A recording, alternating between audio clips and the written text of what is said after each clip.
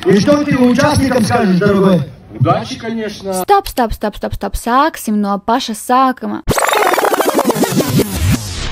Veselu stundu pavadot ceļā, mēs bijām klāt šodienas pasākuma norises vietā ZS Valmuņirās. Ļoti mājīga vieta ar kaziņām, abuļu dārzu, vistiņām un pat savu nelielu Stonehenge. Viesu ierašanas laiks 11:00, tāpēc mūsu komandai bija tikai 3 stundas, lai uzstādītu 45 atrakcijas un atpūtas zonas.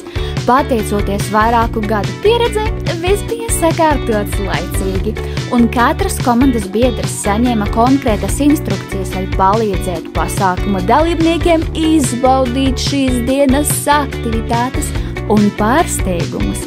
12:00 mēs sākam šodienas reāla piedzīvojuma atklāšanu.